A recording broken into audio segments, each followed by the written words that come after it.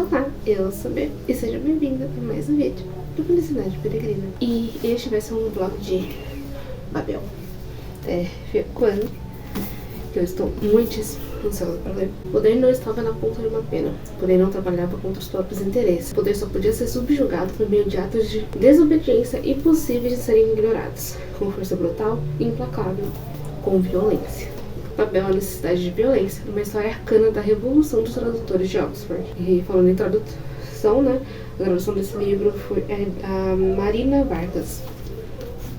E a gente tem aqui a cidade de Oxford, a gente tem um mapa. Estou muito ansiosa para ler esse livro. Eu li ele de presente de aniversário, acho que foi ano passado. Eu acho que esse livro vai ser muito interessante, principalmente porque ele trabalha com coisas de linguagem. E eu estudo letras. Eu acho que vai ser algo legal. O que eu acho que eu vou fazer com vocês? Eu vou tentar atualizar vocês a cada finalização de livro, por assim dizer. Obrigatoriamente, a cada finalização de um livro. Então são 5 livros. Eu vou tentar atualizar vocês assim que eu acabar um livro. Mas talvez tenham atualizações no meio do caminho. É isso, entendeu? São altas expectativas. Eu acredito que possa ser um livro 5 estrelas. E vamos ler Babel. Vim conversar com vocês. Não, eu não terminei a primeira parte ainda. Na verdade, eu só li 2 capítulos. Mas quis vir aqui conversar com vocês porque já tô achando esse livro simplesmente incrível. Eu já tô gostando bastante do livro, mas eu devo dizer que com muita razão dos ingleses, obviamente, e de toda a questão do... Nossa, eu sinto que eu vou passar muita raiva nesse livro, tá? Porque em 2 capítulos eu já peguei um ranço tão grande dos ingleses e do professor Lovell, né? Que venhamos e convenhamos, muito claramente é o pai do Robin, que é o nosso personagem principal aqui. Nesse segundo capítulo tem uma cena, né, que ele eventualmente bate, né? O Robin se distrai, acaba perdendo uma aula de grego e latim. E aí, simplesmente, o professor, ele bate no Robin. E é uma cena tão desgostosa. E tem todo o bagulho de, tipo... Nunca ocorreu ao Robin fugir, nem naquela ocasião, nem nenhuma vez sequer nas semanas que se seguiram. Outra criança talvez tivesse ficado amedrontada. Talvez tivesse aproveitado a primeira oportunidade para escapar para as ruas de Londres. Outra criança, acostumada ao tratamento melhor e mais gentil, talvez tivesse compreendido que tamanha diferença demonstrada por adultos como a Sra. Piper, o Sr. Felton e o Sr. Chester. A Sra. Piper, ela é meio que empregada da governanta ali da casa, né, do Lovell. E o Sr. Felton e o Sr. Chester são os professores de grego e latim. Eu não lembro qual é de grego e qual é de latim, mas eles são os professores de grego e latim do Robin. Talvez tivesse compreendido que tamanha diferença demonstrada por adultos como a Sra. Piper, o Sr. Felton e o Sr. Chester diante de um menino de 11 anos coberto de hematomas era algo terrivelmente errado.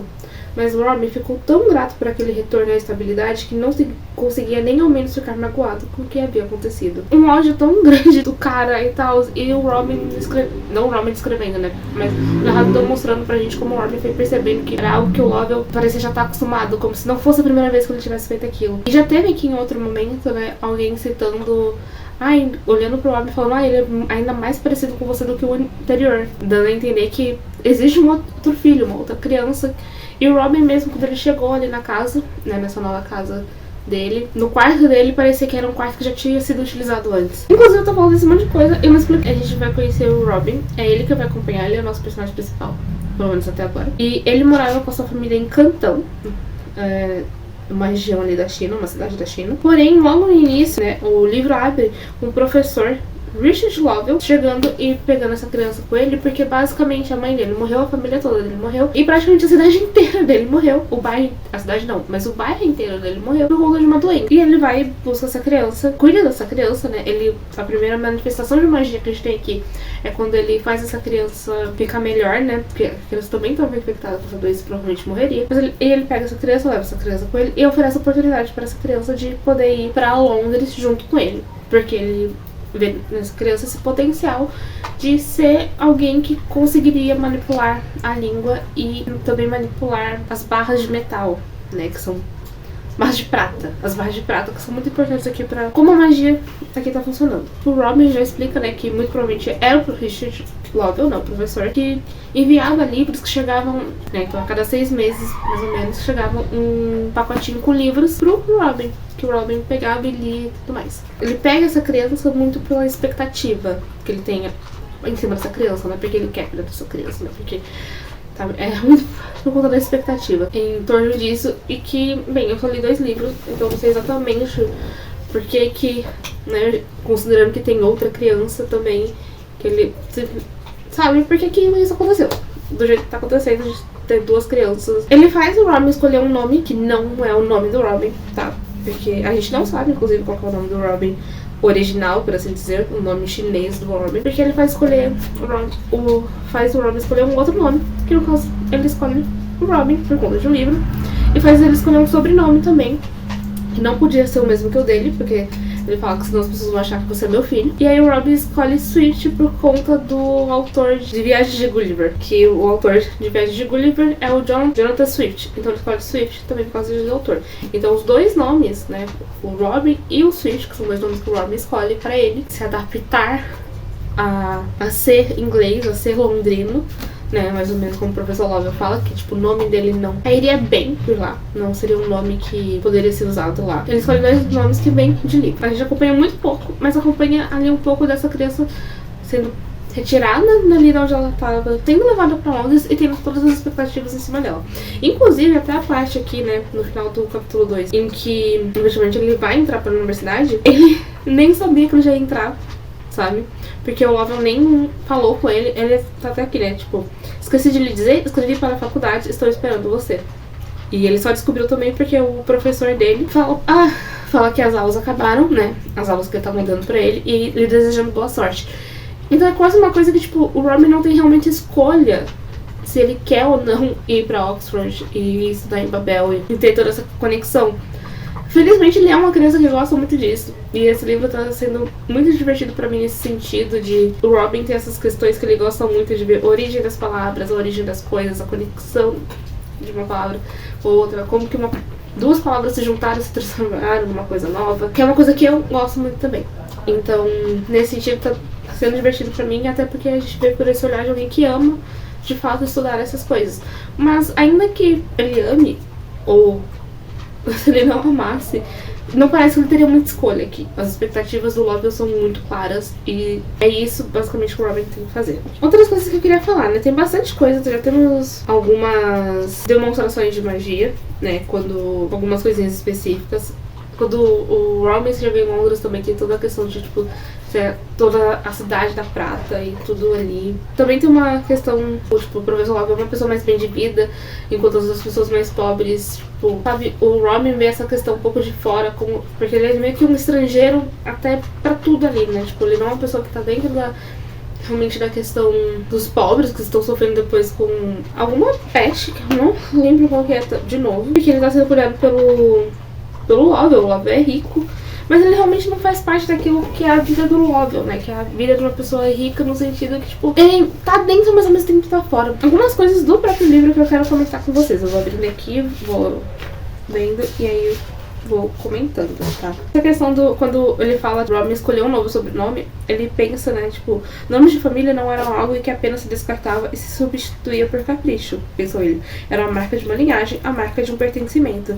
E eu acho isso muito interessante porque conforme vão acontecendo as coisas, parece muito que, embora o Robin tenha conseguido uma certa estabilidade que ele não tinha na vida dele, ali em Cantão, né, porque a família dele era uma família mais pobre e tudo mais, então ele tem essa questão de tá um pouco mais com estabilidade, com organização, com as coisas, sabe? Que é uma das questões do porquê que ele não questiona tanto, e nem o fato de que o Lovell bateu nele ou como as coisas estão acontecendo, porque fica nessa de que pelo menos ele tem uma rotina, ele tem uma estabilidade. Mas ao mesmo tempo, não só aqui, né, a marca de um pertencimento a falar que ele precisava, tipo, trocar o sobrenome dele, mas também em outro momento, quando é dito, né, o Lovell fala que o cantonês não tem tanta importância.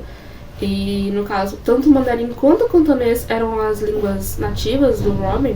A família dele falava ambas as línguas. Tem essa questão de, tipo, nossa, de estar sendo retirado daquilo que ele pertence, daquilo que ele das suas origens, de certa forma. Porque é algo que parece que realmente é o que o Lovell espera dele, que ele abandone tudo pra ser exatamente o que ele quer que ele seja, que o Robin seja. E isso é uma questão, assim. Outra questão aqui, né, que eu anotei, é justamente sobre como aparece uma situação em que o Robin precisa traduzir, porque ele é a única pessoa que fala as 2 línguas, o inglês e o mandarim. Então ele precisa se colocar ali enquanto um tradutor.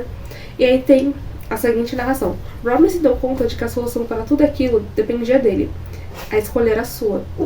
Apenas ele poderia determinar a verdade, porque só ele era capaz de comunicá-la a todos os envolvidos. E mesmo assim, ele se viu numa posição muito difícil, né? Porque basicamente um trabalhador chinês queria entrar no barco, porque tava lá. Ele tinha toda a cartinha bonitinha dizendo que ele poderia trabalhar naquele barco. Mas o cara do barco tava tipo: eu não aceito China no meu barco. É esse o termo que ele usa, que é um termo bem racista e xenofóbico. E o que o livro deixa bem claro, que é um termo bem racista e xenofóbico, e tem até uma nota da tradutora, não nessa parte, mas eu acho que em algum outro momento, falando justamente, né, como se usava esses termos de forma bem específica. Então, embora o Robin tivesse esse poder de manipular a verdade, porque ele era a única pessoa que falava as duas línguas, então que poderia transmitir a verdade para ambos os lados, ainda assim não era exatamente uma coisa boa poder fazer isso, né? Tinha aquele leve amargor de tipo, talvez ele tivesse, porque se ele não dissesse mais ou menos queria o que os ingleses naquele momento queriam, ele mesmo poderia ser impedido de subir no barco, né? Ou pelo menos foi isso que se passou pela cabeça dele. Ele lembrou que nesse momento ele é uma criança. Mas também, tipo, ele tava vendo alguém do povo dele que ele conhecia, que já tinha visto ali, né? Porque o Robin tava sempre ali, realmente, ali naquela região do porto, traduzindo as coisas, né? Trabalhando, assim, enquanto tradutor. Era uma pessoa que ele já conhecia, que ele via, numa situação em que, tipo, era uma situação ruim, né? Uma situação de preconceito. E eu não sei nem se o Robin realmente entendeu o que aquilo significava. O que ele entendeu é que, tipo, a situação não era legal. Ele não queria magoar outra pessoa, mas ao mesmo tempo ele mesmo poderia simplesmente ter sido barrado, dependendo de como ele reagisse. Outro momento também aqui, né, que também tem a ver com o pertencimento que a gente falou de antes, eu acho que essa cena também tem bastante a ver com o pertencimento, é quando o Robin já tá dentro do barco, eles estão indo embora, né, pra Londres, e ele vê o porto, né, ali de Cantão, desaparecendo aos poucos na névoa, conforme o barco sai. E aí a narração traz aqui: a palavra perda era inadequada. Perda significava apenas uma falta, significava que algo estava ausente, mas não abarcava a totalidade daquela ruptura, daquela aterradora desancoragem de tudo que ele sempre conhecera. E aqui eu acho interessante, tanto de novo por trazer essa coisa da, né, como dizer aqui, da desancoragem e dessa retirada do lugar onde ele pertencia, de certa forma, também por já começar a trazer essas questões da tradução, né, de tipo, que a palavra perda, ela não era o suficiente, não da tradução, mas da língua, pra conseguir explicar o sentimento que ele estava tendo ali naquela hora. No capítulo 2, ele já tá em Londres, ele já começa introduzindo ao grego e ao latim, e começa a ter essas questões. Tem algumas coisas que, inclusive, apareceu, né, que é sobre a duração da vogal, né, no latim, que faz toda a diferença. E eu não sou uma pessoa do latim, mas eu tive que ter algumas aulas de latim dentro da minha faculdade. E volta e meia, eu trago algumas coisas sobre o latim. Quando a gente tava falando sobre questões da língua, da morfologia, da sintaxe, a fonologia, às vezes semestre eu tô tendo aula de filologia também, até da ortografia de algumas coisas, etc.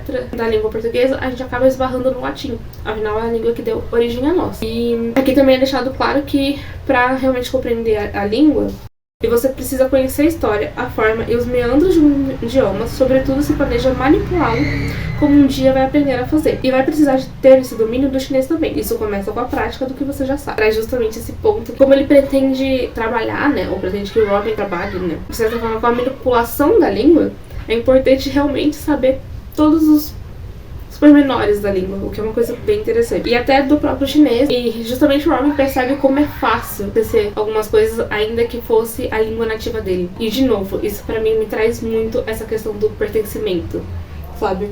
De estar fora do seu lugar, fora do seu pertencimento, ao ponto de você não ter mais realmente acesso à sua língua nativa da mesma forma que você tinha antes. Outra coisa que eu lembro de ter anotado pra falar com vocês, da página 40. Como foram as aulas? Perguntou o professor Love. Robin hesitou. Bem, a boca do professor Love se curvou em um sorriso. É um pouco demais, não é? Robin suspirou. Só um pouco, senhor. Mas essa é a beleza de aprender um novo idioma. É para parecer uma espreitada de grandes proporções, é para intimidar. Isso faz com que você passe a apreciar a complexidade dos idiomas que já conhece. Discordo.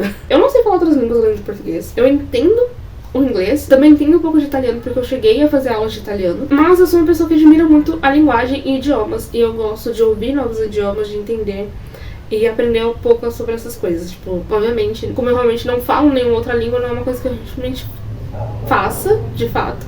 Mas é uma coisa que eu sou interessada e que eu gosto de ver uma coisa ou outra aqui. E realmente eu quero eventualmente aprender outros idiomas pra entrar mais nesses aspectos e tudo mais. Mas eu não acho que é o fato de, tipo, que isso seja pra intimidar, sabe? Se isso te intimida, eu não sei se isso necessariamente é uma coisa boa. Mas enfim. Mas não entendo porque eles precisam ser tão complicados. Quer dizer, por que tantas regras? Por que tantas terminações? Como alguém teve aula de latim, de fato. Nossa. Meu Deus. No chinês não tem nada disso. Não temos tempos, nem declinações, nem conjunções. Nem conjugações, perdão. O chinês é muito mais simples. Aí é que você se engana, respondeu o professor Locke. Cada língua é complexa à sua maneira. O latim apenas reflete sua complexidade na formação das palavras. Sua riqueza morfológica é um trunfo, não um obstáculo. Considere a frase, ele vai aprender. E aí tem aqui a frase em chinês também, que também são 3 palavras. 3 palavras em ambas as línguas. Em latim basta uma. Diz que. Muito mais elegante, concorda? Robin não tinha certeza se concordava. Aqui vem um bagulho que, tipo, o Lowell está certo em dizer que cada língua tem a sua própria complexidade. E eu acho isso muito bonito. De fato, o latim era uma língua de casos. Ele tinha muitos e muitos casos. Era uma língua sintética ou analítica? Eu nunca lembro qual que é qual. Era uma língua de casos. Tinha bastante casos, muitas situações. Né? A ordem dos fatores não importava, o que importava eram as suas terminações, para dizer sintaticamente, né, as funções sintáticas daquela língua. No português não, no português as funções sintáticas são muito indicadas pela ordem das palavras, né? A gente sabe se é objeto, verbo e tudo mais, por conta ou se é sujeito da frase, por conta da ordem que a gente está colocando, né? Enquanto no latim a ordem não importava, a ordem podia estar em qualquer ordem, basicamente, porque o que importava era a sua terminação. Então, para sujeito, nós tínhamos terminações específicas, para objeto, nós tínhamos outras terminações, e aí, a partir disso, você sabia se aquela palavra era um objeto da frase ou era o sujeito da frase. E aí, às vezes, a ordem importava só em casos, tipo, para você dar uma ênfase, se você quisesse dar uma certa ênfase em alguma coisa na frase que você estava falando. Mas, no mais, é isso. O português, particularmente, a nossa língua, e aqui eu vou fazer a comparação com o chinês, porque a comparação que a minha professora de fonética fez, o português é uma língua em que as nossas marcas prosodiais é feita a partir da presença de acento fonético. É assim que a gente sabe, nós falamos do português, a diferença entre sábia, sabia e sabiá. Inclusive, no caso de sábia e sabiá, a gente efetivamente acentua, inclusive na ortografia. Mas na própria fala existe um acento ali, que é um acento fonético. E não necessariamente a gente percebe que esse acento tá ali, percebe tipo, de forma consciente, mas inconscientemente a gente sabe que ele tá ali. Tanto é que a gente consegue diferenciar muito bem essas palavras. No chinês, a marca prosodial do chinês muito tem a ver com a entonação. Então, a diferença de entonação que você usa durante a sua fala muda completamente a palavra que você está dizendo. O que pra gente, falante de português, é uma coisa assim de insano, porque a gente não tem isso, né? A nossa entonação muda, às vezes, o significado da frase, no sentido de, tipo, se é uma pergunta, se é uma exclamação, se a gente tá dando algum tipo de ênfase específica, mas não muda a palavra, né? A palavra continua sendo a mesma, porque a nossa marca prosodial é acento fonético. Então, dizer que o chinês é mais simples não é mais simples. Cada língua tem realmente suas complexidades. Mas na fala do Lowell aqui, eu sinto que tem, assim, um certo preconceito, um certo elitismo e uma coisa muito, muito presente na academia, por assim dizer. Que é esse amor às línguas clássicas, né, grego e latim, e achando que essas línguas são melhores, mais fortes. Ou, como diz o Lowell aqui, muito mais elegante, porque vai usar uma palavra para alguma coisa, sendo que não necessariamente, né? Cada língua é complexa, cada língua tem as questões, é tudo. E acho que, tipo, a questão de elegância é muito questão do ponto de vista. E no caso do Lowell dá pra perceber que tem sim um certo elitismo, um classicismo, né, por assim dizer. Essa questão linguística eu tô achando bem interessante desde o início, mas ao mesmo tempo estou passando raiva desde o início. Eu falei que eu ia conversar com vocês no final do livro 1, aí depois de novo no final do livro 2. Eu terminei o livro 2 e esqueci de conversar com vocês. E na verdade eu acabei de terminar o livro 2, então quase comecei o livro 3. Mas aí eu falei, não, deixa eu lá falar com vídeo e tudo mais, porque senão não vai dar certo. Vamos começar pelas coisas do livro 1. Então eu vou até aqui abrir pra eu ter noção de onde que acaba o livro 1 e não passar informação a mais do que tá pro lado de lá. Enfim, a partir do capítulo 3 é o Robin já indo pra Oxford e lá ele conhece o Rami. É a primeira pessoa que ele faz contato, tá ali no mesmo dormitório dele. Tem umas outras pessoas no dormitório dele e que, tipo, é assim... O Rami, ele é indiano muçulmano, então ele é uma pessoa de cor também. Eu não sei os termos étnicos corretos, mas eu acho que, se não me engano, a gente fala, tipo, pelo menos aqui no Brasil a gente chama de pessoas marrons, eu acho, se eu não me engano. Posso estar errado. Então ele também é uma pessoa não branca, mas que inclusive ele já vem aí que tem um pouco menos de privilégio, entre muitas aspas, se é que dá pra falar assim, num determinado momento que eles estão andando na rua e basicamente um cara começa a atacar o Rami porque ele tem um tom de pele mais escuro e era uma pessoa de outro lugar de Oxford, de outra faculdade, por assim dizer, que não era no departamento de tradução, que não era ali de Babel. E aparentemente somente Babel aceita pessoas que são de outros países, aceita pessoas não brancas, e somente Babel também que aceita mulheres. Porque depois o Rami e o Robin, eles conhecem o resto da turma deles, e só tem mais 3 pessoas, que é a Letty, que é uma mulher branca. Agora eu não lembro se a Letty é de fato francesa, ou se ela é ali da Inglaterra, mas a língua de especialidade dela é francês. Enfim, e a Victoria, que é uma mulher negra. Tem ali um grupo bem não muito aceitável pra época, por assim dizer. E de fato tem todas essas questões que, tipo, a Letty e a Victoria têm suas próprias questões por serem 2 mulheres. O Rami e a Victoria também têm suas questões porque não são pessoas brancas ou que se passam por brancas.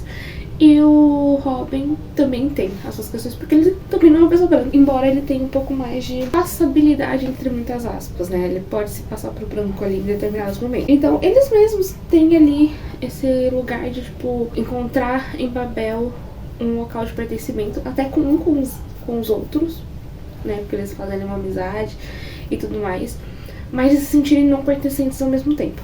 E é uma coisa que a gente vai ver principalmente pro lado do Robin, porque é ele que a gente tá acompanhando a história inteira. Não só isso, também como entre eles também vão ter muitas questões. Por exemplo, a Letty, ela é britânica, eu acho que ela é britânica, assim, e ela tá ali defendendo a presença britânica, na presença da Inglaterra na Índia, enquanto o Rami tá tipo assim, amiga, pelo amor de Deus, que merda que você tá falando. Não só isso, como também o Rami também, e o Robin às vezes também falam algumas coisas que, tipo, meio machistas, sabe? Sem considerar que, né? Então é que eles, cada um estão no seu próprio local de privilégio, alguns por ser homens, a Letty por ser branca e britânica, mas na verdade ninguém tem privilégio nenhum, tá todo mundo na merda. Nessa primeira parte, deu o início da experiência do que é Babel, o início da experiência das questões das aulas, das coisas e tudo mais. Mas a gente também já tem um ponto muito interessante, que é o Robin acha uma pessoa que é praticamente sósia dele. E ele fica tipo, caralho, o que tá acontecendo? E são pessoas que essa pessoa que é praticamente sósia dele tá ali roubando prata da torre. Então, isso é uma questão. E a gente vai terminar a parte 1 justamente com ele indo conversar com essa pessoa. E a gente começa a parte 2, né? O livro 2, que eu acabei de ler. Ele é um pouquinho maior do que a parte 1. Então, tá, a pessoa que ele viu é o Griffin, que é meio-irmão do Robin. Ele também é filho do Lovell. O Lovell é um tal desgraçado, inclusive. E ele faz parte de na chamada, como ele chama, né? Ele apresenta pro Robin a Sociedade Hermes. E também o Robin começa a ajudar a Sociedade Hermes a roubar prata, porque o Robin ele consegue entrar na torre tranquilamente, porque ele é aluno da torre. O Griffin apresenta a Sociedade Hermes, porque ele fala, né, como Babel, como toda a economia do mundo gira em torno de Babel, porque gira em torno da prata, e todo o valor da prata, todas as questões, tudo, etc., é basicamente pura especulação. E um outro professor depois comprova isso, né, ele fala, mas quanto que você paga por um negócio desse? E é basicamente tudo especulação. Eles colocam praticamente o valor que eles querem na merda do que eles estão fazendo. E como tem toda a questão ali das línguas, né? Da língua ser um produto. De como eles pegam estudantes estrangeiros, se esse lugar é tão aberto para estudantes estrangeiros, no final, porque eles são os falantes nativos daquela língua, que no final do dia, se eles sumirem, se eles morrerem, se qualquer coisa acontecer com eles, se eles deixarem de ser úteis, simplesmente não importa. Porque são só... entre muitas aspas, uma força de trabalho, né? Um receptáculo da língua que eles precisam. E pra isso fazer sentido, vou explicar pra vocês como que funciona a prata aqui, né? Basicamente, a gente tem essas barras de pratas que são importantes. Aparentemente, só a barra de prata consegue realmente fazer acontecer a magia. Não só isso, como também, quanto mais pura, entre aspas, for aquela prata, mais forte ela é, no sentido de permitir que a duração daquela magia seja maior. Você coloca a palavra numa língua, normalmente em inglês, mas não precisa ser. Mas você coloca de um lado a palavra numa língua, do outro lado a palavra em outra língua. Ou não necessariamente a mesma palavra, porque é uma questão de equivalência.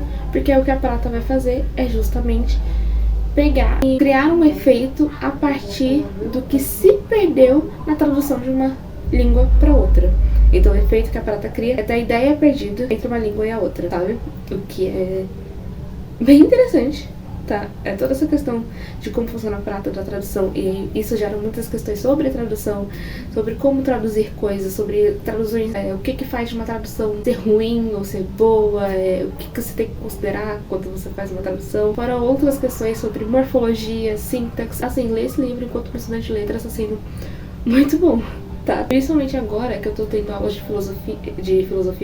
filologia e morfologia, e no semestre passado eu tive aula de sintaxe, então as coisas de sintaxe também são relativamente recentes pra mim. Não muito, mas são relativamente recentes pra mim. Então ler isso enquanto uma estudante de letras tá sendo muito interessante, muito legal. Então a língua também é um produto, porque eles até têm questionamentos sobre como, quão mais entra palavras novas na língua e tal, e se associa palavras e tudo mais difícil vai ficando de fazer a magia, porque vai se perdendo a questão. Além disso, tem a questão da fluência, que eu ainda não entendi direito, porque aparentemente você precisa ser fluente para fazer as barras funcionarem.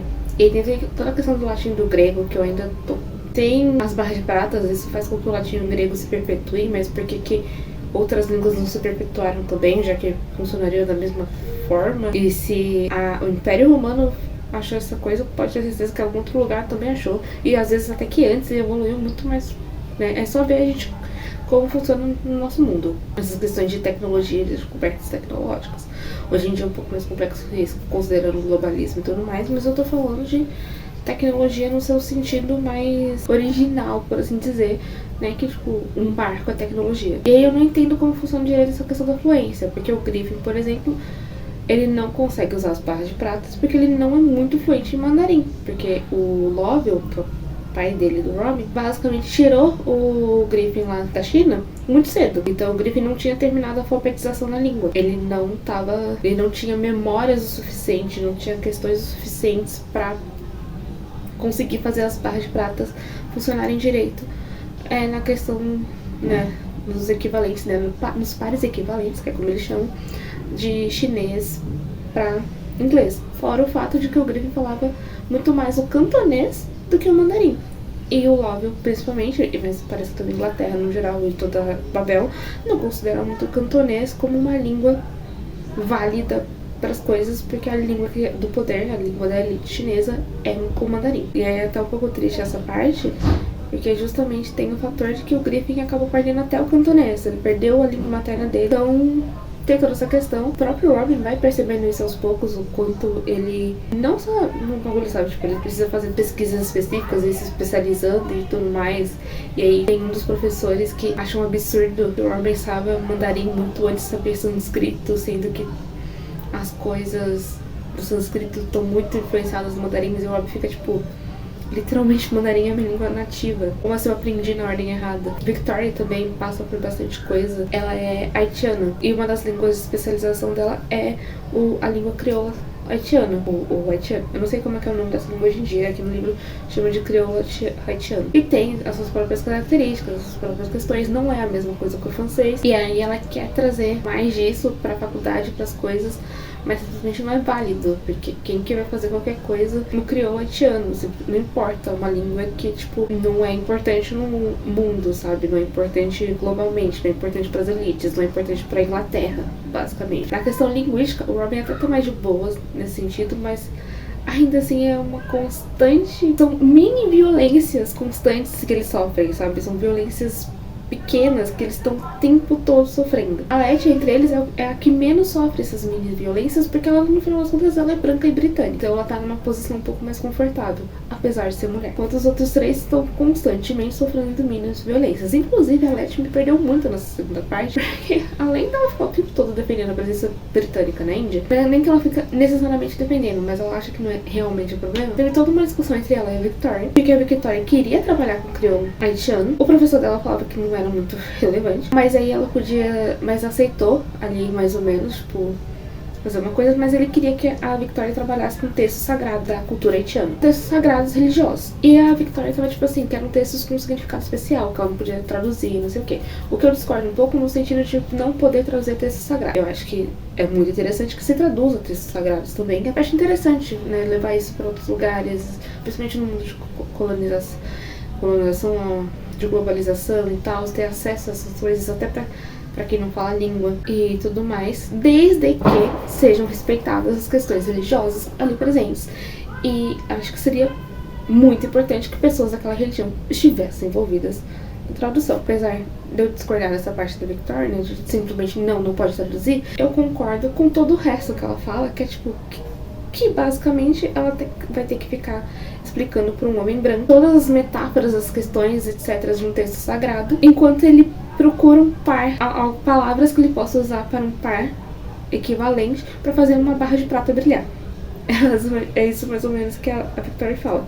E a Letty fica tipo, ai, mas isso não é nada, né? Qual que é o problema de fazer isso? E não sei o que. E eu fico tipo, é um problema, né, Letty? Tipo, tá claramente desrespeitando aquela religião e cagando pro bagulho. Ele só quer achar palavras pra fazer a magia e foda-se toda a questão cultural, tudo, né?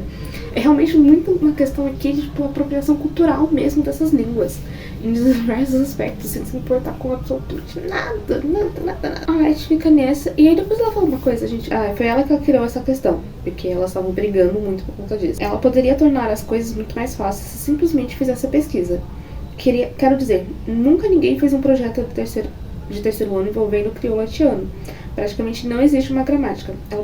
Ela pode ser a pioneira. Como se fosse aceitar fazer isso fácil assim, porque não iam, tá?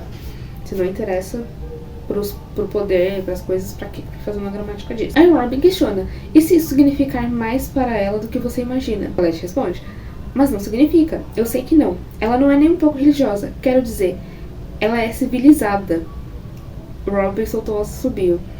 Essa é uma palavra forte, Letty. Você sabe o que eu quero dizer, ela bufou. Victoria não é haitiana, ela é francesa, e eu simplesmente não entendo porque ela tem que ser tão difícil. E eu fiquei tipo, Letty, puta que pariu, mulher, tá ligado? Então, a segunda parte do livro, a gente entra muito mais na questão de Babel, enquanto...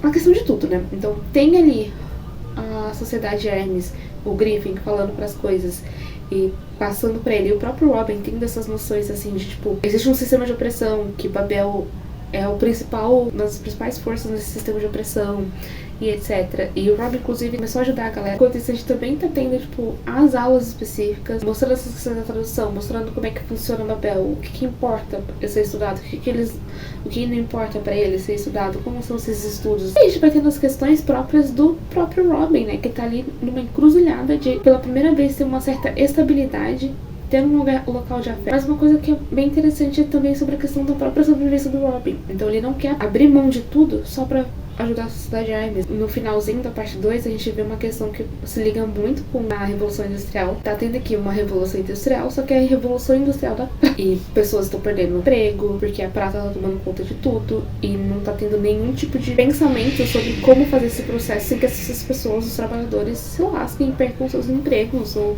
qualquer coisa do tipo. E o Robin vê isso, né, porque agora, tipo, Babel, tipo, começou a ser atacada, né, por essas pessoas que estão perdendo os empregos e tudo mais. E ele fica, tipo, naquela posição de, tipo, se sentir desconfortável em ver aquilo acontecendo com aquelas pessoas. E ele tem a compreensão de que aquilo importa, mas ao mesmo tempo ele tá numa posição de conforto. Porque ele tem comida, ele tem uma casa, ele tem estabilidade, ele tem essa bolsa de estudos paga por Babel. Ele gosta de estudar o que ele estuda. Ele tem um local de afeto ali dentro de Babel, que ele achou pela primeira vez. Então ele não consegue simplesmente abrir mão disso e ponto. E inclusive ele acaba tendo uma discussão com o Griffin. A gente termina, né, esse livro com um rompimento, né, da relação entre o Robin e o Griffin. Porque já teve uma invasão em que o Robin acabou se machucando. E o Griffin, ele é meio evasivo, ele desaparece, não aparece. Ele é bem parecido com o pai dele, assim, questão de personalidade, mas é aquela questão de, pô, ele foi criado pelo Lovell, né? E desde muito mais novo do que o Robin foi. Ele sente que o irmão não se importa muito com o que vai acontecer com ele, de certa forma, ou pelo menos não demonstra isso o suficiente para que o Robin sinta que ele se importa. O Griffin pressiona ele, pediu pra colocar explosivos ali, e o Robin fala, não, eu tô fora, sabe? Porque eu não posso simplesmente, ele não consegue simplesmente abrir mão de tudo isso, até porque, em parte, isso tá relacionado com a própria sobrevivência dele. Não é só sobre ele estar num local de conforto, é sobre ele sobreviver também. E aí a gente termina essa parte com esse rompimento, então. Mas, gente, primeiro, pedir desculpa, porque talvez tenha um barulhinho no fundo, mas é porque o ventilador tá ligado. Terminei o livro 4. O livro 4 não, o livro 3. E eu comecei a ler o livro 4 já. Eu engoli essa parte do livro. Eu li tudo assim numa tacada só. Todo o livro 3 numa tacada só. Foi dormir às 7 horas da manhã. Por causa disso, me lasquei. E eu achei muito interessante. A história tá caminhando assim por caminhos talvez um pouco complexos, eu diria. A gente terminou o livro 2 com a separação de vez, né, entre Robin Griffin, Robin e a Sociedade Hermes. Mas pouco tempo depois disso, ele logo descobre que o Rami e a Victoria faziam parte da Sociedade Hermes também, porque eles estavam fazendo uma missão, acabou dando tudo errado, e o Robin que foi pego, ele tipo, nem tava na missão, não tava fazendo nada sobre aquilo, mas se colocou ali pra, tipo, pros dois fugirem, e pegou toda a culpa pra cima dele. Deu muito errado, assim, de certa forma, pro lado dele, né, porque o Robin descobriu, ficou puto, e eles brigaram e tudo mais, mas aí, tipo, de novo, toda aquela questão sobre, tipo, o Griffin nunca realmente criou uma relação de confiança com o Robin, nunca realmente deu um local de não só de afeto, mas de segurança mesmo pro Robin. Então, querendo ou não, o único ambiente de segurança, né, e estabilidade que ele tinha é Babel e é o Robin, infelizmente. Ele acabou ali contando uma informação aleatória, que nem era tão importante assim pro Robin, pra, tipo, ficar meio que bem pro professor e ele relevar o que aconteceu. Ele acaba discutindo com a Victoria e com o Rami, porque os dois, principalmente o Rami, se sentem muito traído em relação ao fato de que o Robin já tava com a Sociedade Hermes há, tipo, mais de, tipo, sei lá, 2 anos quase, né, porque ele tá lá com a Sociedade Hermes desde que ele entrou na faculdade, praticamente. A gente acaba tendo, inclusive, um interlúdio em que a gente tem um ponto de vista do Rami, que o narrador foca no Rami e fala, tipo, de como era um pouco da vida dele na Índia, como ele foi aprendendo esse lugar de racialidade e etnicidade ali, e como realmente, a partir disso, ele, diferente do Robin, que nesse livro ele vai criar um pouco mais a consciência das coisas, eu já vou explicar porquê, o Rami simplesmente já tinha isso, porque ele cresceu vendo aquilo e ele cresceu entendendo aos poucos, conforme ele crescia, qual que era a posição dele na hierarquia, enquanto uma pessoa que estava numa colônia britânica e que era cidadão de uma colônia britânica, nativo de uma colônia britânica. Então ele mesmo fala que, tipo, quando a Sociedade Hermes aparece pra ele, ele aceita prontamente porque ele só tava esperando essa oportunidade, né, porque ele odeia a Inglaterra. Então o Rami se sente muito traído porque o Robin não teria dito. O Robin levanta o ponto que é, tipo, se o Robin fosse pego, teria bem menos consequências pro Robin, como de fato teve bem menos consequências pro Robin, do que se o Rami e a Victoria fossem pegos. Porque o Robin, ele é uma pessoa que se passa por branco, querido ou não. Ele não é uma pessoa que a pele dele é mais escura, é uma pele retinta de qualquer forma, então ele passa por branco. E ele tem ali, tipo, um apadrinhamento por parte de um professor muito importante dentro de Babel, que, querendo ou não, dá um pouco de privilégio pra ele também. Aí eles passam ali por todo o terceiro ano, então eles têm muitas coisas a serem feitas ali no terceiro ano. Eles acabam tendo as provas, aparentemente as provas mais importantes que os estudantes ali têm, que são no final do terceiro ano e no final do quarto ano, e eles precisavam criar um equivalente que funcionasse na praça e tudo mais. Inclusive teve a questão da Victoria nessa parte, que ela faz um equivalente que funciona, mas que é um crioulo haitiano. Mas o professor, né, que tava avaliando, simplesmente meio que desconsiderou isso, o orientador dela, né, no caso, meio que desconsiderou porque falou que não era relevante. Ela ficou, mas seria relevante para as pessoas que moram no Haiti, né? E eles meio que só riu e falou que não valia, e ela teve que fazer um outro par. Que também funcionou, mas ela ficou bem chateada com isso, obviamente. Quando eles entram no quarto ano, era suposto que no final do quarto ano eles tivessem uma viagem. Mas essa viagem é adiantada e acontece no início do quarto ano dele. E aí eles iriam pra Cantão, depois pra Maurício. Porém, o que acontece em Cantão é que o Lovell resolveu dar uma adiantada nisso por questões políticas mesmo, mas também pra, tipo, porque ele achou que levar o Robin pra Cantão mostraria pro Robin aonde ele tinha sido tirado. Tipo, olha a situação de merda que você poderia estar hoje. E veja só, eu salvei. Mas Switch, na verdade, é o efeito contrário. Estar ali em Cantão traz pro homem de novo as lembranças de quando ele morava ali com a família dele, de fato, e traz de volta questões de, tipo, entender o que aconteceu. E aí tem uma questão ali que tá rolando com uma questão do ópio, a gente tá, tipo, basicamente vendo, são acontecimentos pré-guerra do ópio, né? O Robin percebe que, caralho, olha que merda, olha a situação, olha o que eles estão fazendo com o meu lugar. Ele até tem uma conversa com o Rami, que o Rami fala, tipo, que ele já tinha visto a produção da papoula acontecia, e comentando sobre como, tipo, era assim que eles estavam interligados. enviados, porque era papoula sendo produzida lá na Índia por mãos escravizadas indianas, a ser vendida na China e causar toda desgraça que estava acontecendo, né, todo caso de vício e tudo mais ali na China. E o Robin, ele precisa ficar traduzindo porque eles estão tentando negociar ali com o comandante chinês. Eles acham que um rosto, né, amigável, um rosto de uma pessoa chinesa fosse ajudar, e o Robin vai lá como tradutor. Tem toda uma conversa, inclusive, sobre como a palavra específica que os chineses usam para se referir aos estrangeiros. Os estrangeiros sentem como uma palavra pejorativa, mas que os próprios, né, que seria uma palavra que meio que significaria bar na visão dos estrangeiros. Mas os próprios estrangeiros chamam os chineses de bárbaros e usam de forma pejorativa mesmo. E aí tem uma conversa e o Robin comenta, né, porque vocês usam essa palavra se vocês sabem que irrita eles. E o cara simplesmente traz o ponto, tipo, quem interpretou essa palavra como pejorativo foi eles. É simplesmente uma palavra que a gente usa pra se referir a estrangeiros. Porque que a gente tem que mudar a palavra que a gente usa por conta da maneira como eles explicam. Porque que alguém que não fala a nossa língua vai decidir o que uma palavra na nossa língua significa. E isso é bem interessante. Me lembrou um pouco até a questão da palavra gringo, né? Que aqui no Brasil a gente usa gringo, mas se eu não me engano, em algumas regiões da América Latina, a palavra gringo é pejorativa. E aí muitas vezes quando as pessoas veem nós brasileiros usando a palavra gringo, eles acham que a gente está falando de uma forma ofensiva. Só que para nós brasileiros, a palavra gringo não é pejorativa. Ela é só uma maneira de se referir a pessoas de outros países. E eu sempre pensei que, tipo, não dá pra você assumir que porque em um país isso é pejorativo, e naquele outro país isso também é pejorativo. Não é a maneira como a gente usa essa palavra. Enfim, mas é mais ou menos essa análise que ele faz, né? Alguém que sequer tá inserido na nossa língua, na nossa cultura, vai decidir se uma palavra é pejorativa ou não. Simplesmente assim, quando a gente não tá usando essa palavra neste sentido, sabe? Neste lugar, ser uma ofensa. E sim, a gente tá usando essa palavra porque é a palavra que a gente usa. Porque eu acho que se fosse num lugar de ofensa mesmo, seria uma coisa. Mas como é no lugar de... é só uma palavra que a gente usa, uma palavra na nossa língua que quer dizer isso, e não é como ofensa, é algo. Porque aqui, de fato, seria algo que, tipo, os estrangeiros, de fato, olharam pra essa palavra e distorceram ela da maneira como eles quiseram. Mas não foi, de fato, o objetivo original da palavra e de quem usava essa palavra ser ofensivo. Nessa conversa, né, o comandante lá chinês, ele pergunta, tipo, se valia a pena eles abrirem mão e falarem, tipo, ó, se a gente abrir mão, você acha que alguma coisa vai mudar? E o Robin responde, tipo, sinceramente, não. E aí o cara até traz aí a questão do livre comércio, do respeito, né? A que você coloca tanto como superior e tudo mais. E o Robin traz o ponto, tipo, eu acho que eles só são assim o que eles consideram seres humanos. E aí o comandante simplesmente diz, tá, então eu acho que não vale a pena então ficar gastando palavras. E aí corta pra alguns momentos depois, simplesmente o cara explodindo vários barris de ópio. Eles simplesmente explodiram tudo. E obviamente que deu muita merda, deu muito ruim pro lado do Robin. Imediatamente eles falam, tipo, não, vamos voltar pra Terra agora. E aí o Lovell fica putaço com o Robin porque ele nem sabe o que foi a conversa, mas ele entende que claramente foi culpa do Robin. E aí o Robin e o Lovell tem essa discussão e começa a ficar uma discussão muito acalorada, porque o Robin, tipo, agora ele sentiu tudo aquilo que ele sentiu no cantão, percebeu as coisas, percebeu que, tipo, caralho, Bel realmente é toda essa mentira. Nessa conversa, de novo, o professor Lovell fala, tipo, eu fiz tudo isso por você, eu te trouxe, não sei o quê.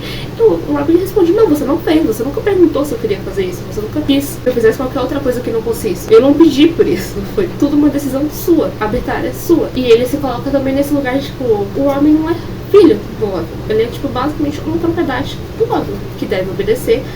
E, bom, e o Robin mata o Lovell. E é assim que acaba o livro 3, basicamente.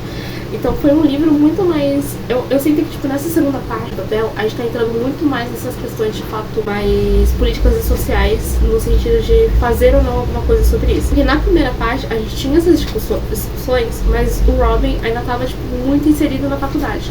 Então a gente tinha muito mais coisas, tipo, dos estudos de Babel, de como que funciona a língua, de como que funciona a magia e essas questões e tudo mais. Nessa primeira parte, apesar de ter isso, ela estava muito mais voltada para a área acadêmica.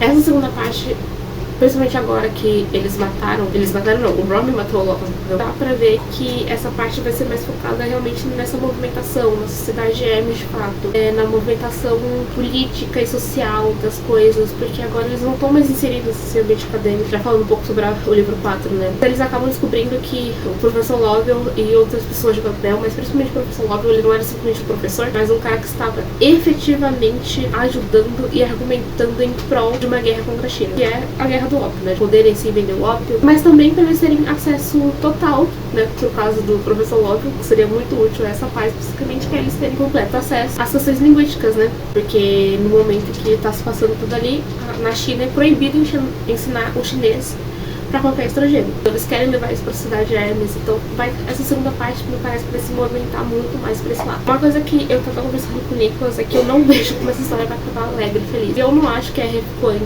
do jeito como ela tá construindo essa história, que ela seja o tipo de autora que vai simplesmente passar a mão na cabeça do leitor. Eu sinto que a gente vai ter perdas, eu sinto que o final da história não vai ser bom, no sentido de, tipo, não vai ser simplesmente um final feliz, sabe? Vai ser um final realista, talvez no que seria realista para essa história. Mas é aquela coisa de provavelmente esses personagens não vão sobreviver para saber o que foi gerado. Pelo menos essa sensação que eu tenho nesse ponto da história. É engraçado, porque nada aconteceu de trágico ainda, assim, tá? Sabe? A única morte que a gente teve até agora foi a maravilhosíssima, que eu fiquei muito feliz, inclusive, pela morte do Lobo. Eu terminei o livro 4. Que ódio. Eu falei que, né, que eu achava que as coisas não iam caminhar por um lado bom. E de fato não caminharam, né? O Rami morreu. A Leti, filha da puta, traiu todo mundo. Eles estavam, né, acharam todas as coisas de guerra, tudo. Foram mandar pra cidade de Hermes e aí Leti o quê? Entregou todos. E aí todo mundo morreu. Aí o Griffin morreu. E é impressionante como a Leti, ela realmente não consegue entender. Eles falam com todas as palavras, as coisas. Eles explicam bonitinho. E ela acha que é uma que é tipo, ai não, mas agora vocês venceram, agora vocês têm privilégio. Nem vencer de verdade, eles venceram. E aí eu acho muito interessante que eles têm toda uma conversa onde a Leti entende, entre aspas, o sentimento deles. E aí tem esse momento, né, que o Robin fala, tipo, ainda assim algo parecia errado. E o Robin podia perceber no rosto de Victoria e Rami que ele sentiu o mesmo. Ele levou um momento para entender o que comandava e ao perceber o que era, isso comandaria para sempre. Naquele momento e dali em diante, parecia um grande paradoxo. O fato de que, depois de tudo que haviam contado a Leti, de toda a dor que tinham compartilhado, era ela que precisava ser consolada. Essa conversa toda, ela é muito tensa. Porque, tipo, eles jogando na cara, assim, tipo, falando as coisas para Leti, tipo, mas também a gente vê, tipo, a Victoria finalmente, tipo, votando quanto a Leti não via as microagressões que a Victoria passava e ela sofria o tempo todo. E pra Leti era só... ela nem enxergava aquilo, ela não notava aquilo. Tem até o Robin pensando, ele se sentindo envergonhado por conta daquele momento ele chega ao padrão cruel da amizade deles, no sentido que ele tinha um Rami no final do dia. E os dois se entendiam, os dois estavam passando pelas mesmas coisas. Mas no final do dia, a Victoria só tinha a Leti. E a Leti podia entender as questões de ser uma mulher, mas ela não entendia as questões de ser uma mulher negra. E provavelmente pra Victoria tinha sido muito solitário tudo aquilo. E aí dá a entender que a Leti entendeu e tudo mais. E tem todo um momento, tipo, né? Mas o Griff, ele acha, né, que, tipo, é papel ou a necessidade de violência. E ele acha que, tipo, tem que fazer um ato violento pra escutar. E, no caso, o ato violento seria, tipo, tomar o controle da torre e simplesmente parar Babel. Porque sem Babel, o país não funciona, então aí eles vão passar a escutar. Eu acho muito interessante a conversa que o Anthony tem com o Robin, eventualmente, de que, tipo, ele não é tão bonzinho quanto o Griffin pensa e que ele não acredita que as pessoas vão simplesmente passar a se importar com algo que elas nunca se importaram, mas sim de fazer entender que no final do dia, por mais que eles não se importem, né, com pessoas racializadas, eles, tipo, os trabalhadores, por exemplo, da Inglaterra também vão sofrer com tudo aquilo. Então, vamos aceitar por esse ponto, essas pessoas. Vamos aceitar pelo ponto de que, tipo, a guerra na China vai causar mais problemas com a prata, vai causar muito mais problemas com os trabalhadores, porque vai causar uma maior produção de prata absurda que a Revolução da Prata, né, que são tecnologias, máquinas mesmo. As máquinas são muito rápidas para as pessoas trabalhar, não tem um mínimo de cuidado, de proteção dos trabalhadores, sabe, de garantir que aquelas máquinas não vão machucar as pessoas. A mesma coisa, tipo, espaços muito pequenos e que só uma criança cabia, então precisavam ficar contratando crianças. É muito interessante esses pontos, né, porque os dois pontos são verdades, né, o Anthony tá certo e o Griffin também tá certo, de certa forma. A evolução não vem sem violência, né, e a gente pode ver isso por uma própria história do nosso mundo. A gente aprende um pouco mais sobre esse mundo, não era simplesmente um grupo de pessoas roubando coisas de Babel, sabe, e repassando para outros lugares. Eles também faziam seus próprios estudos que para Babel não seria aceito, porque não vai ter utilidade para a sociedade britânica. Estudos de muitos mais idiomas, de muito mais coisa que, tipo, talvez a gente tenha perdido para sempre, a gente, né, na história. Porque a Mona, né, traiu eles. E aí simplesmente, tipo, chegaram lá e mataram todos. E não só mataram todos, como pegaram todas as coisas, né, todos os livros e tudo, tipo. Então, assim, muito provavelmente isso tudo vai ter se perdido, infelizmente, a não ser que eles tivessem mandado pra outros lugares, o que eu não sei se eles fizeram ou não. E, velho, a Letty simplesmente traiu ele, simplesmente foi lá e chamou a polícia e avisou. É muito triste, sabe? Porque eles estavam fazendo todos os planos, todas as coisas. E aí a Letty foi lá e simplesmente entregou eles. Bom, eles matam todos, capturam a Victoria e o Robin, que são os únicos sobreviventes. Eventualmente depois o Griffin também vai morrer, porque ele vai lá e salva eles. E aí é muito triste, é muito doloroso. E a Letty foi a pessoa que atirou no Rami. E eu acho que isso é muito específico, assim, é uma coisa. E é uma traição, assim, a amizade deles. E eles acharam, não, tá, pelo menos agora a Letty entende. E, tipo, tem um momento em que o Anthony e o Robin estão conversando, naquele mesmo momento que eu citei antes, que, tipo, o Anthony cita, tipo, eu não conheço uma pessoa branca que se importaria com a nossa causa e que eles estivessem ganhando alguma coisa. E o Robin traz, a gente tem a Letty, que é essa pessoa branca. Só que aí depois ela trai ele, sabe? E eu sei que, tipo, o primeiro capítulo do próximo livro, né, da próxima parte, é o interlúdio da Letty. A gente teve o interlúdio do Rami, aí agora vai ter o interlúdio da Letty e provavelmente vai ter um da Victoria também. Inclusive, quando eles estão capturados, o Sterling Jones, né, que é um dos figuras importantes aqui, vai interrogar o Robin. E o Robin, tipo, fala as coisas e tudo mais, e ele percebe que não adianta discutir, não adianta argumentar. O que ele fala é assim, Sterling Jones era exatamente igual a Letty, exceto pela simpatia superficial de uma suposta amizade. Ambos achavam que era uma questão do destino individual em vez de uma opressão sistemática. Nenhum dos dois conseguia chegar além da perspectiva de pessoas que tinham a mesma aparência e falavam exatamente como ele. Então, é realmente isso, sabe? Tipo, a Letty é engraçado, porque a Letty, ela sofreu também, porque ela é uma mulher. Então, ela também tá sofrendo um tipo de opressão. E aí eu quero justamente ver no capítulo dela como que ela lida com isso. O Robin e a Victoria decidem realizar o que o Griffin estava planejando o tempo todo, que é tomar o controle da torre. Basicamente isso que eles decidem fazer no final dessa parte. A segunda metade dessa parte toda ela é bem dolorosa, mais do que a primeira, porque a primeira eles estão passando por uma situação meio complicada, que eles precisam sobreviver e tudo mais, mas aí eles acham um lugar, começam a planejar como fazer, como movimentar as pessoas do parlamento, da população, e aí tudo isso simplesmente é destruído. E aí a segunda parte é tipo muito sofrimento. A gente acompanha o Robin, então, principalmente do ponto do Robin, porque é ele que a gente tá acompanhando. E a gente vê que o Robin, lá em Cantão, a gente já teve uma cena em que o Robin quase se matou. E que ele tem um pouco essa questão de, tipo, se ele merece estar vivendo do jeito que ele tá vivendo, quando, tipo, todas as outras pessoas, né, não estão. Quando a população dele, né, em Cantão, por exemplo, não sobrevive. E eu sinto que esse sentimento tá piorando. Ali no momento que eles estão presos, né, dá pra ver o quanto o Robin tá, tipo, mal. E eu imagino que a Victoria não seja muito diferente. Tem uma coisa específica que eu queria ler pra vocês. No interrogatório entre o Sterling Jones e o Robin. Por que é tão difícil entender, Swift? Por que remar contra a corrente? Por que esse impulso absurdo de morder a mão que o alimenta? A Robin responde. A universidade não é dona de mim. Jones. Bobagem. A universidade deu tudo a você. E Robin fala. A universidade nos arrancou de nossos lares e nos fez acreditar que nosso futuro só poderia consistir em servir a coroa. A universidade nos diz que somos especiais, escolhidos, selecionados, quando na verdade fomos arrancados de nossa pátria e criados a uma curta distância de uma classe da qual nunca poderemos fazer parte de fato. A universidade nos virou contra o nosso povo e nos fez acreditar que nossas únicas opções eram a cumplicidade ou a rua. Isso não foi um favor, Sterling, foi crueldade. Não me peça para amar o meu Senhor. Eu acho que isso resume bem essa parte que ele tá entendendo isso e colocando bem esses pontos. Oi, gente. Terminei, Babel. Como eu tinha falado, o primeiro capítulo é da Letty, é o interlúdio da Letty. E realmente confirmou o que eu pensava sobre ela. E eu falei que eu tava curiosa sobre como ela via as questões com ela. E é bem de uma maneira muito parecida de como ela vê pros outros, no sentido de, tipo, não tá vendo que a gente ganhou, sabe? Tipo, então, sabe, tem uma parte que ela fala, tipo, sobre como ela também tá passando por questões, né? E como eles não viam as questões dela. E eu acho um pouco injusto dizer que eles não viam. Talvez o Rob e o Rami não vissem, né? Quando ela fala que Oxford era igualmente cruel com mulheres. Mas a Victoria com certeza via. Só que com a Victoria estava somado a questão de que ela é uma mulher negra. Só que aí ela fala, tipo, que apesar disso elas estavam lá, né? Na universidade, desafiando as probabilidades e tudo mais. E, só que aí ela questiona, essa é a frase dela. A frase dela não. A frase do narrador nos contando o pensamento dela, né? E por que não seriam incansável e desesperadamente gratas por terem conseguido desafiar o sistema? Só que eu acho que o que ela não entende muitas vezes é que não deveria ser um desafio, nem pra ela e nem pros outros. Toda essa parte foi muito estranha, porque tem diversos momentos em que ela fala que ela tentou não acreditar no que a criação dela enquanto uma pessoa inglesa tava falando, sabe? Que eles não eram selvagens e que tudo mais. E a Letty, ela se importa com o dela. Ela tá sofrendo, ela tá mal, mas não se importa com os outros. É muito estranho ela falar sobre como as mulheres são cruelmente tratadas e ao mesmo tempo ela não perceber que a Victoria, que era uma mulher, estava sendo cruelmente tratada por ser uma mulher, e mais pelo fato dela ser uma mulher negra.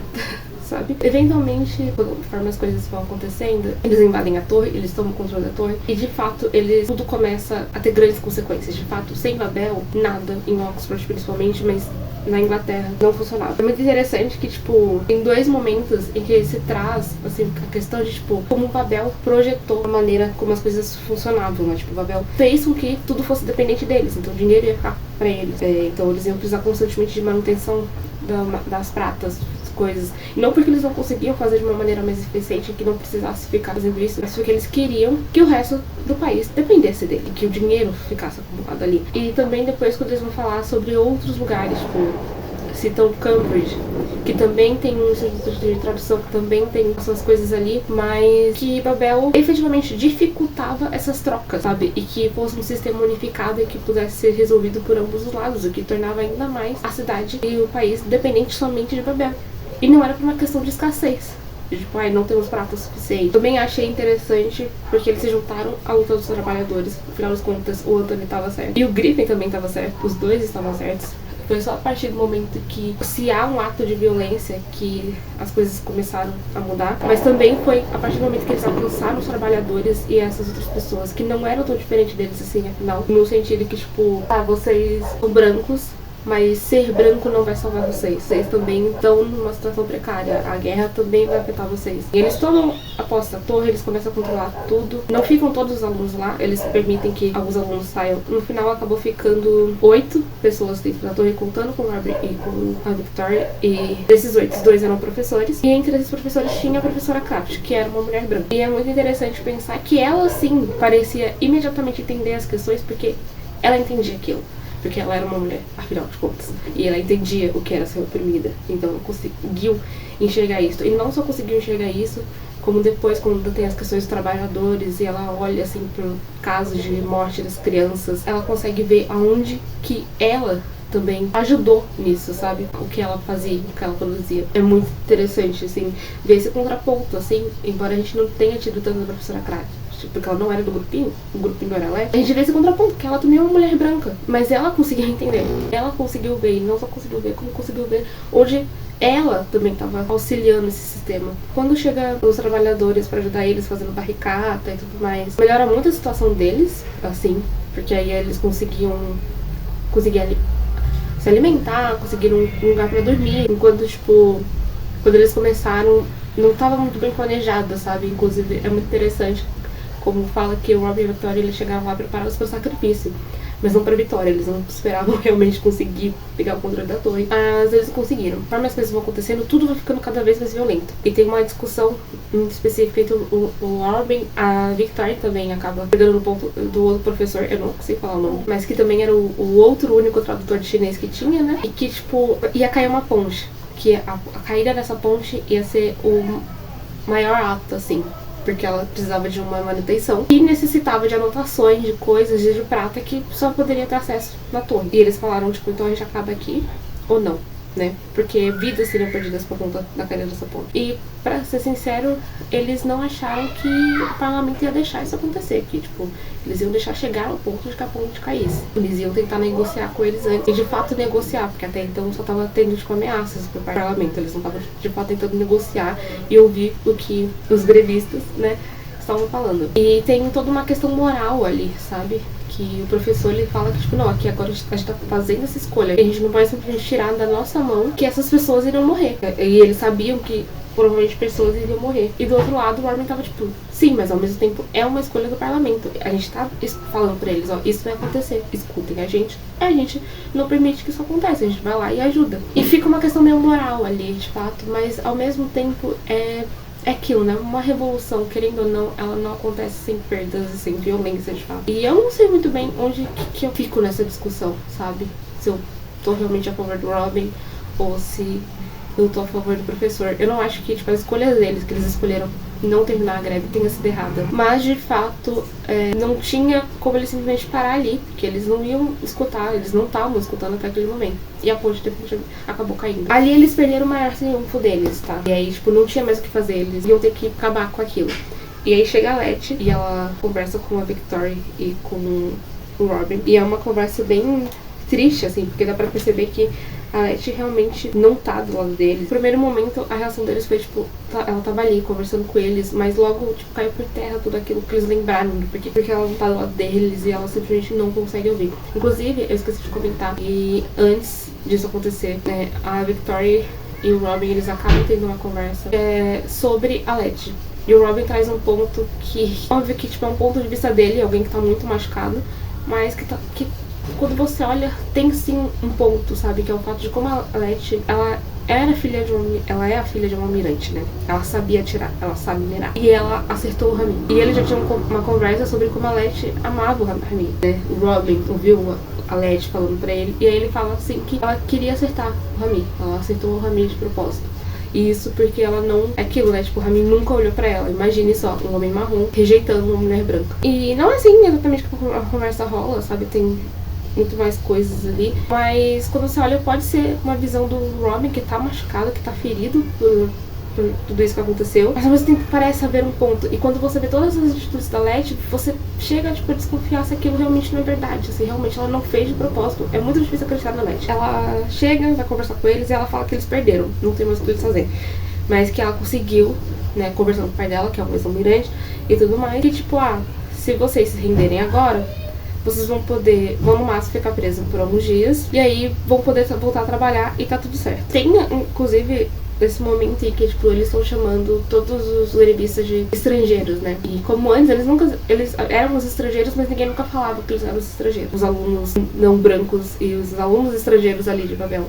Ainda que, tipo, será que eles eram realmente estrangeiros quando eles passaram a vida toda deles praticamente ali na Inglaterra? E a própria Letty, ela desvia, assim, né? Ela falando que, tipo, que eles não iam se encubar por um punhado de babélicos. E aí a Victoria fala, não, diga o que você realmente quer dizer. E ela fala, de estrangeiros. E aí, no final, acaba que eles entendem que sim, eles perderam. E aí as únicas opções deles são se render. Mas se predispor a fazer isso, é fugir, porque eles sabem que já tá tudo. A galera da barricada falou que eles não tem mais o que fazer, porque no final da conta eles são civis contra soldados, e que ele poderia ajudar o pessoal de dentro da torre, eles, né, o pessoal ali que ajudou na barricada, os trabalhadores, poderia o pessoal da torre fugir, viver o resto da vida deles em fuga. Mas aí eles vão conversar com o resto do pessoal, e o Robin tá com a ideia que ele tava desde o início, que eles decidiram invadir a torre, na verdade, que é derrubar a torre inteira. Aqui tem essa conversa de quando ele conta isso pra Victoria, e a Victoria tem aquela coisa de, tipo, o Robin vai morrer, e ele decidiu morrer, ele escolheu morrer. O Robin, ele não vê mais motivos do porquê ele tá vivo, só que ele não podia simplesmente escolher morrer até então, porque ele estaria abandonando toda a causa, toda a coisa, e, tipo, ele tem essa visão de que ele não merece estar vivo, e não só de não merece estar vivo, ele não consegue mais se ver vivo.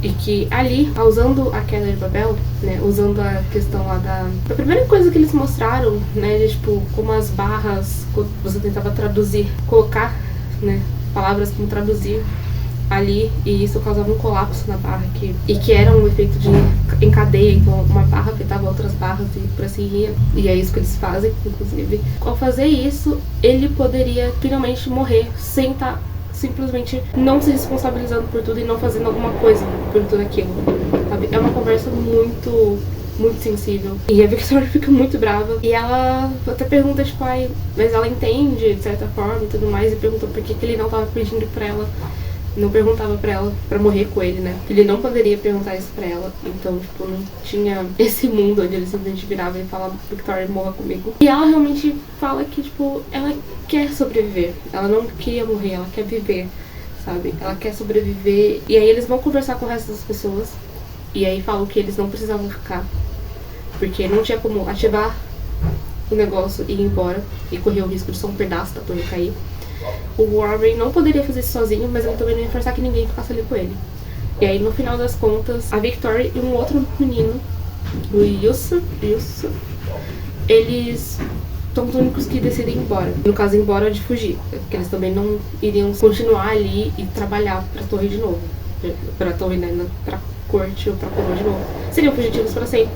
Mas uma coisa que eles trouxeram porque, tipo, eles poderiam voltar pra casa deles de fato. Eles dois vão embora. E Robin entrega uma das coisas que um outro aluno, né, o Ibrahim, tava escrevendo, tipo, um memorial, sim, de tudo que acontecia na torre, de todas as coisas das lutas deles. E ele entregou. Provavelmente ficou com a Victoria e com Yusuf.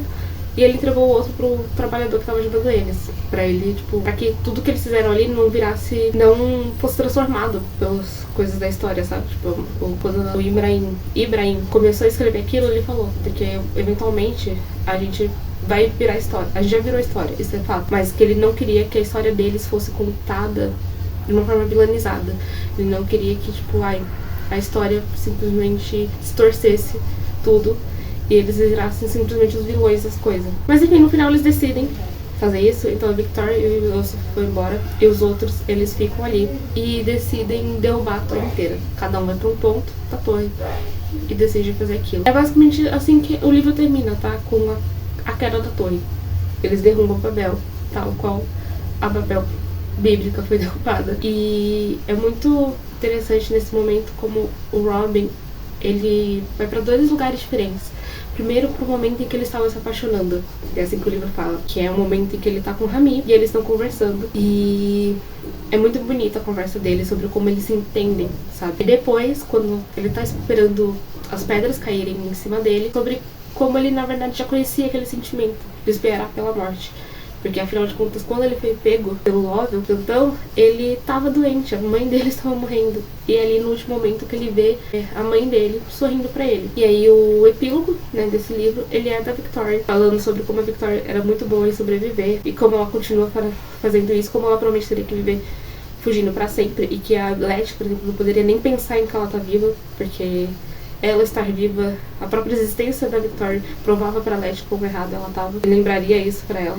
E provavelmente a Letty perseguiria a Victoria pelo resto da vida. Mas traz esse ponto, assim, de sobrevivência e de como sobreviver. Traz os dois pontos. A partir do Robin, como morrer é um ato de rebeldia, mas como sobreviver também é um ato de rebeldia. No caso do Robin, tipo, não era só um ato de rebeldia, como ele realmente não conseguia mais se ver existindo naquele mundo de maneira alguma. Mas ela tem isso, ela sobrevive. Esse é o negócio dela. Conta toda a história dela, assim, e sobre a sobrevivência. E é basicamente assim que o livro termina.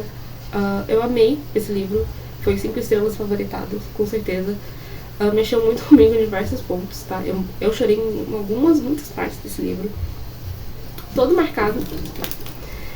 O livro conversa comigo de algumas maneiras. A parte do Robin, de pertencimento e de estar num lugar, né, que você ama, estudar ali, estar ali, mas ao mesmo tempo aquele lugar não realmente te aceita, de fato. Eu pretendo fazer um vídeo falando só sobre isso, né, e sobre essas questões de papel. Óbvio que pra mim não é da mesma maneira que o Robin, né, eu ainda tô no meu país. Parte dele, em que ele começa a descrever as coisas e que ele não conseguia mais ver uma maneira de viver, me pegou muito como uma pessoa que tem depressão e que já pensou, enfim, em coisas, mas também toda a parte de falar sobre a língua e sobre a linguagem, como isso funciona, e sobre traduzir também, foi tipo uma parte que me encantou muito. Esse livro foi muito bom, ele me pegou de diversas maneiras. Ao mesmo tempo que ele te consegue entregar uma história que mexe com você, que é emocionante, mas que também tem um sistema de magia muito interessante e traz muitas curiosidades e fatores, assim, de tradução, que afinal importa para esse sistema de magia e de linguagem. Ele também traz toda essa carga histórica e social muito importante, sabe? Então, eu simplesmente amei esse livro, sabe? Eu adorei ele e com certeza vou reler ele em algum momento no futuro. E recomendo muito esse livro pra vocês. Aquele momento, né, da conversa do Robin, né? E ali no final é muito interessante, tipo, a reflexão final sobre a questão da linguagem em si também, tá? Como poderia haver uma língua única que ligue todos, sabe? Que a linguagem era apenas diferença. 1000 maneiras diferentes de ver e de se mover pelo mundo. Não, 1000 mundos dentro de um. E a tradução, o esforço necessário, ainda que fútil, de transitar entre elas. E eu achei isso bem interessante também. Mas o que eu queria ler pra vocês agora no final, pra finalizar esse vídeo, fala do Rami, daquela conversa que o Robin se lembra que eles estão falando sobre como eles conseguem se comunicar muito bem, assim, e é como se eles se conhecessem tipo, desde sempre. O Rami fala que, tipo, que é porque quando eu falo você escuta, né, tipo, que eles têm essa conexão tão forte. E aí o Robin vai dizer que é porque ele é fascinante, né, o Rami é fascinante. Mas o Rami vai responder, porque você é um bom tradutor. É isso que a tradução é, eu acho. É isso que falar é, ouvir o outro e tentar enxergar além de nossos próprios preconceitos, para vislumbrar o que o outro está tentando dizer, se mostrar ao mundo e torcer para que outra pessoa te entenda. E é isso, galera. Obrigada por terem assistido o vídeo até aqui e até o próximo vídeo.